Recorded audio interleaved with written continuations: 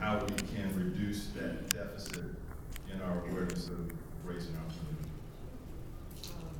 I apologize for my hearing. You mentioned ways we can reduce that deficit and make ourselves more aware.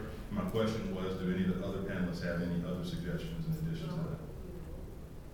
Our school board has a role to play in that, in making it more open for teachers to explore, and we just have to get out of the lockstep that we've been in on so many paths, where it's the Chamber of Commerce or whatever. We have to look at for justice in all systems. Thank you. Imam? I serve on the board of the Foundation for Health in St. Petersburg. That foundation regularly convenes what they call courageous conversations, and several times a year. So I would encourage you to be on the lookout for those, to participate whenever you have the opportunity to do so. I was present about 2.5 months ago now when Unite Pinellas brought together a huge audience in Pinellas County up in the Roosevelt Boulevard area and shared a lot of data and information. So again, I would encourage you, is that the report there in front of you? Yeah, so I would encourage you, that information is there. But keep in mind that truth and facts and knowledge and information have always been there. That's not the problem. It's always been there. So the question is, number one, are you a truth seeker? Are you interested in hearing and learning and growing? Are you willing to engage in these kinds of discussions? And then once you've been exposed to that information and knowledge, then what do you do about it? How do you react? Gwen and Tim, any additional comments on that? I would just like to support Askia in his comments. The information's always been there. Maybe not readily available, but all it takes is a little time and effort and research. But the greatest part of it is to be willing, to be open to receiving the information, willing to accept it, and then deciding to do something about it. I remember my first trip to Africa. I met someone from Nigeria in the airport, and he asked us, we were Kellogg Fellows, he asked us, what did you do to prepare for your trip? And most of the people who were with me, who were white, said, I've watched, it wasn't videotapes, 8-track tapes and read books. And he asked me, what did you do? And I said, I prayed and asked for an open heart, an open mind, and an open spirit. And he said, you'll be okay. So it's not about just reading and learning, it's about having an open heart, an open mind, an open spirit, and willing to do something to make this a better place, willing to work for the common good. Thank you. Tim? So, as the fourth one in the list of ideas, which I've all taken, at the same time, I think that everybody said that data and information is only a part of the equation, and that's very true.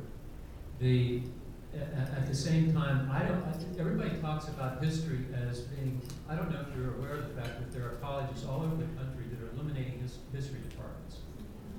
And that gives me serious concern, because I don't know of a better issue to demonstrate how important today's reality is than the history of this country for the last 100 years. And when I talk to folks about the fact that inequity and the injustice that we see today is in fact a creation of our federal government, it's stunning to people. They don't really recognize that we created a Social Security Act for everybody except 2 occupations that were predominantly held by African Americans in 1935. That in fact, when we created housing programs in the early 30s, the federal government said, we'll give you these dollars for developing housing for people, but you're not allowed to sell any of them to people who are of color, any African Americans. That's our federal government. And that persisted until 1968. So what I find stunning is that we don't know our own history very well. And this is not history, the black history of America. This is the history of America. And so we just have to be aware.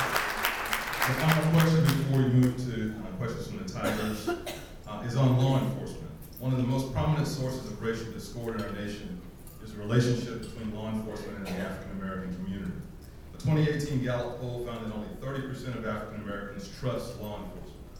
Like most urban communities, the relationship between law enforcement and the black community in St. Pete has a troubled yet evolving history. In 1965, black officers known as the Courageous 12 sued the city for the right to patrol white neighborhoods and use the same locker rooms, water fountains, and cars as white officers.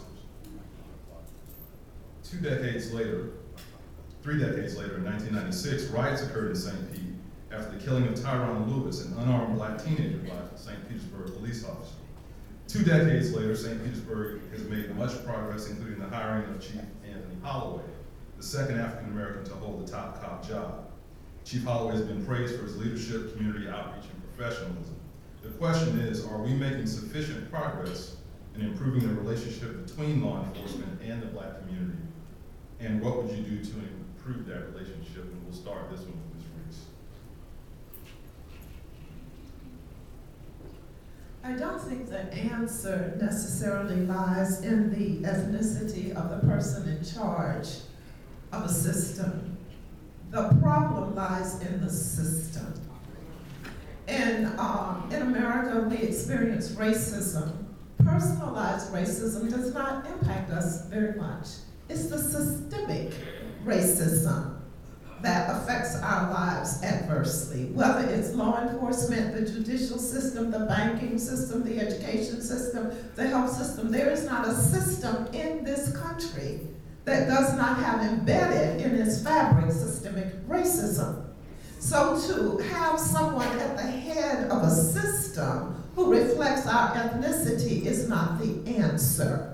Frequently people think it is, but it isn't. What we have to do is attack the system at the very root causes of the racism that permeates these systems and affect our lives adversely, whether it is poor health outcomes. I don't know if you know, but an African American woman with a college degree and very good health insurance has poor birth outcomes than a white woman who is a high school dropout.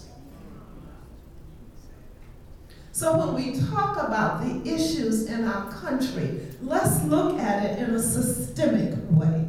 Let's look at the systems that continue to perpetuate racism. And as Tim has already said, there's a history, and it's intentional. It is purposeful. You've heard how our government has been very involved in many of the systems that still exist today that affect the lives of people of color. So have we made progress? Yes, we have. Have we made enough? No, we have not.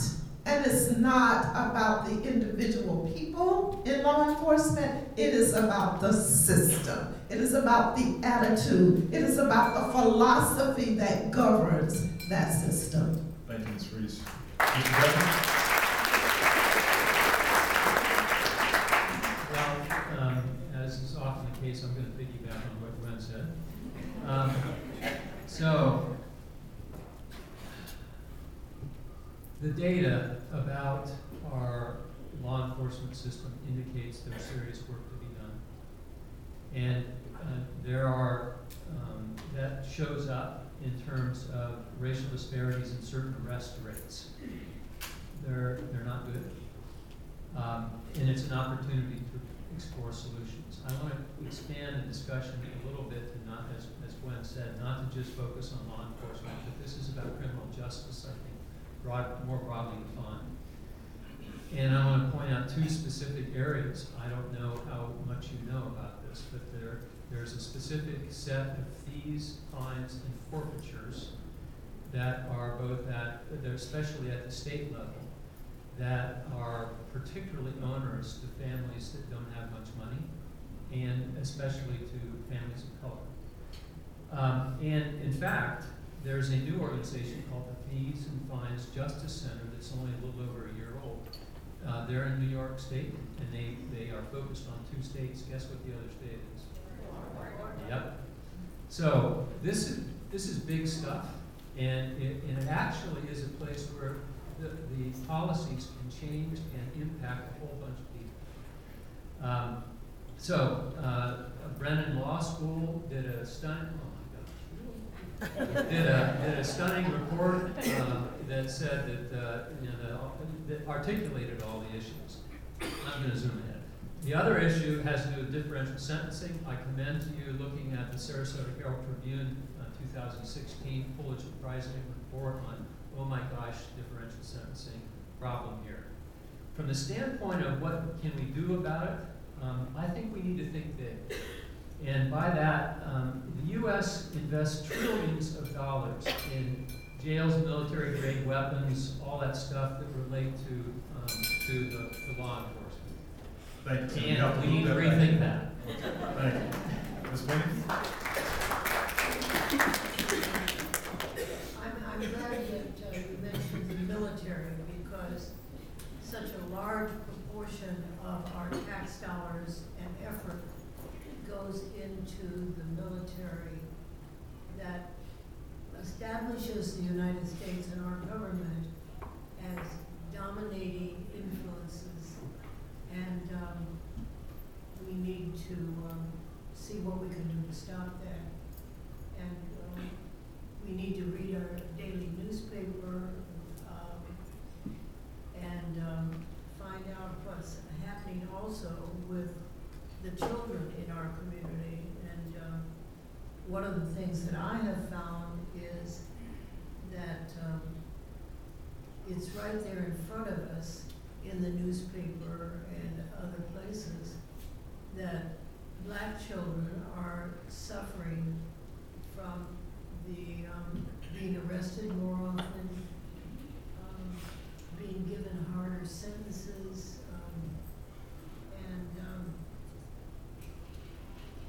interesting how we define what is an offense for a student. Is it childish behavior, as some people, and that they do throw students out for that reason? And also, is it disorderly conduct, and how is that defined? So parents and all of us as citizens need to keep an eye on these telltale signatures of what's happening with black students, and it's startling of the proportion. There may be a very few students in a school, but the proportion of them that are arrested. Thank you, Ms. Winnie. And finally, Imam McKill. 3 or 4 areas very quickly. First of all, people in power make the law. And people who are out of power very often are victimized by the law. I mean, we should accept that. So when the founding fathers wrote the Constitution, all they said certain things are legal and certain things are not. Slavery was the law. It was against the law to escape from slavery, to run away. And the police would come and check you. They would come and catch you. They call them patty rolls and that kind of thing. So we have to remember that as we fast forward to where we are right now today. Just file that away for a second. We talk about liberty and justice for all, but clearly at the outset, it was not intended to be liberty and justice for all. It was intended to provide liberty and justice for some. And so we have resisted that paradigm over the years, and we're still continuing to do so. I've been involved in, I've been arrested on several occasions because of my work in the community. But I've also been involved in cultural sensitivity, both with the Hillsborough County Sheriff's Department, Tampa Police Department, St. Petersburg Police Department, with the Justice Department. So on both an individual and a systemic level, there are things that can be done and have been done. But as administrations change, some of those foci, priorities, et cetera, may shift back and forth, so we need to be aware of that. And just again, I would say, remember that segregation was lawful, it was the law. Slavery was the law. Escaping from slavery was against the law, et cetera. And a lot of the attitudes that we deal with today were handed down, for example, from the English justice system. I've studied history of Western civilization, and there were Africans who were in the North America long before the colonial period. And laws were passed after they were here, prescribing where they could live, what they could do, how they could act, and how they could relate, including intermarriage, worshiping in the same church, et cetera, et cetera. So we have to keep those things in mind as a broader framework as we address these particular issues. Thank you, Alderman Field.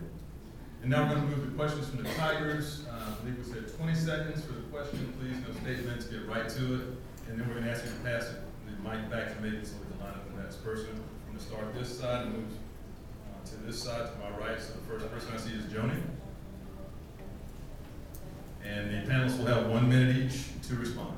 Actually, I'm not a question, I'm a point of information. Okay. I'm Joni James, I'm with the Foundation for a Healthy St. Petersburg, and the Imam mentioned the Courageous Conversations Beyond Diversity program that we provide.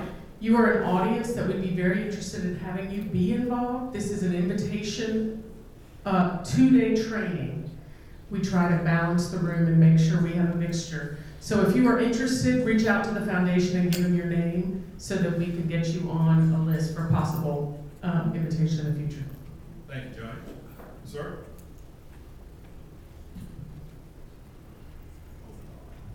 Bob Sopransky. As a former school administrator who was involved in closing Pinellas High School, the all-black school in Clearwater in '68 and starting at junior high school, my question is, have you all heard about the Red Tail Squadron and their 6 principles, which they came up during World War II, and this black community, this black... Is that your question? The question is, do you know about the Red Tail Squadron, what they can and will do for... The Red Tail Squadron. Any panelists want to respond to that? Seeing none. Next question. I know about You do? it, but I know about it, but I'm not sure how to respond. Okay, let's move on. We got a lot of questions. Sir?